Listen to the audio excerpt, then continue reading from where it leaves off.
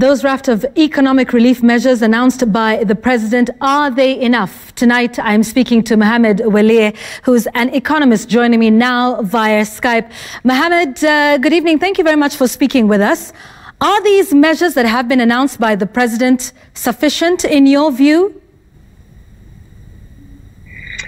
Thank you very much, Yvonne. The president announced two different type of measures. One, he repeated the same measures that were announced by the central bank, which is the monetary policy side. And also, he added physical measures. I think to a certain extent, the president and the government, of course, have to be seen to be doing something. But in my view, I don't think we are addressing the exact issues we should be addressing at this time. Mohamed, what are those exact issues you think are not being addressed? Yvonne, we have two problems here. One is about public health, and the other about the economy and the markets. They don't necessarily track each other. We might find the coronavirus to be less deadly or less infectious than feared before, but that still harms the economy because of the fear. So we have two problems. One is health, the other one is economic.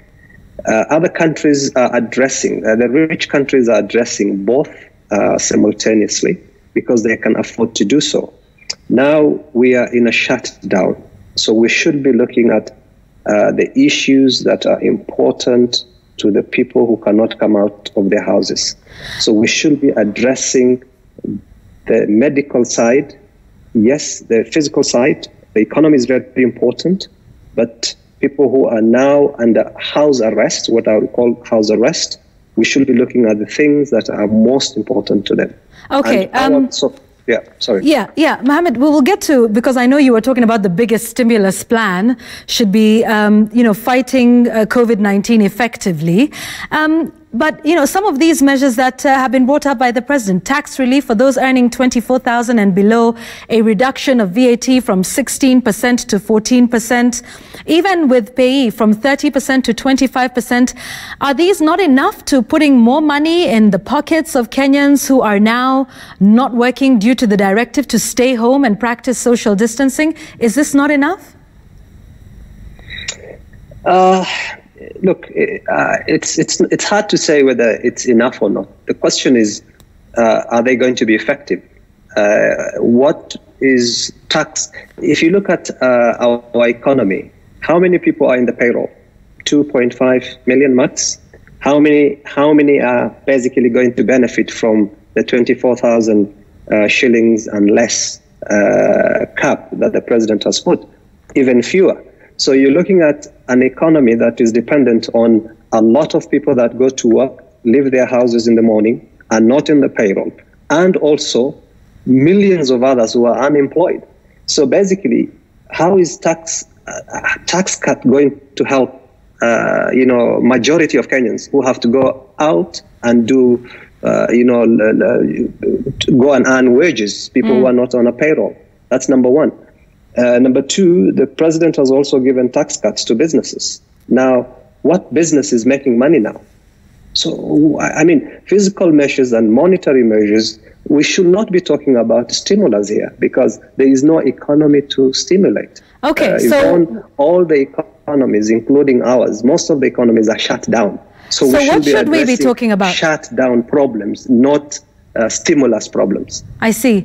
Mohamed, you raise an important point about daily wage earners who are, not on the radar of KRA, so to speak.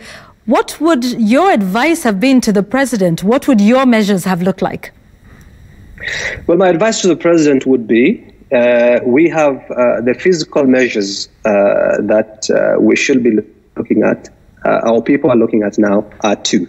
One, you're looking at basically addressing the medical side of this problem. It's important to look at protecting and providing healthcare. That's the first thing you should do. That's the best stimulus you can give to Kenyans, because if your resources are limited, you should use them where you are going to be very effective. Now, if you're talking about you have to deal, of course, with the economic losses following from the containment measures. But the first thing that you have to deal with is the containment itself. I think if we deal with the medical side, we need to give resources to Mutahi Kagwe. We need to put money into healthcare. We need testing. We need things that are going to make sure that we get out of this problem quickly. Because if the president says he's going to resolve the economic losses from the containment measures themselves, he's never going to do that. We don't have the fiscal capacity to do that. We don't have the fiscal space to do that. So the best thing is concentrate on the health side of it. Give Mutahi Kagwe the billions that you're giving to everyone else. Let us try and deal with the disease. Let's try and invest in testing, equipments, ventilators. Let's look for space in hospitals. Okay. If we invest. All right. Mohammed, I hear you on that one. You're saying the best economic stimulus plan is to fight COVID-19 effectively. My final question to you is, at a macro level, what does Kenya do? I mean, just like many other nations in the developing world, we're finding ourselves in a lonely space. We're largely dependent on donor funding, grants, aids, and even loans. But the very people that we would go to that for are themselves struggling at this point. So what do we do? Kenya owes money to China, the loans we have taken for infrastructure projects. So what do we do at a macro level? Do we start asking China to restructure the debt? Well, Yvonne, if you look at our situation, we were already having economic issues. And you see what they say is the coronavirus, is likely to kill or likely to impact more on people who have got underlying problems.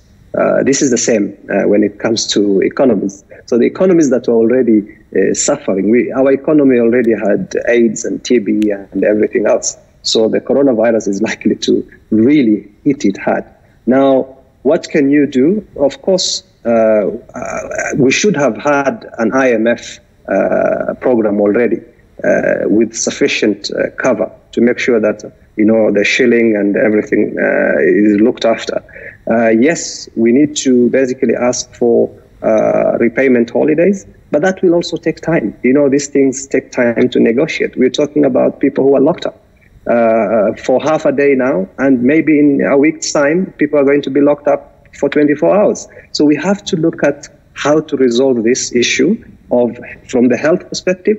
But at a macro level, yes, we have to go and ask for, of course, repayment holidays. We have to get the IMF cover as soon as yesterday. And we have to look at, how we can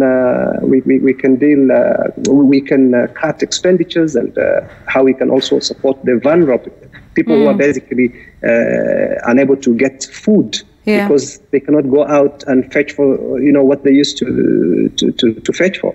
Absolutely. Thank you very much for speaking with us live from Saudi Arabia. Mohammed Walie, economist there, speaking to us on those raft of measures. Is it enough? Mohammed says the best economic stimulus plan is to fight COVID-19 effectively and quickly. You're watching Tonight. Let's take a break. Right back.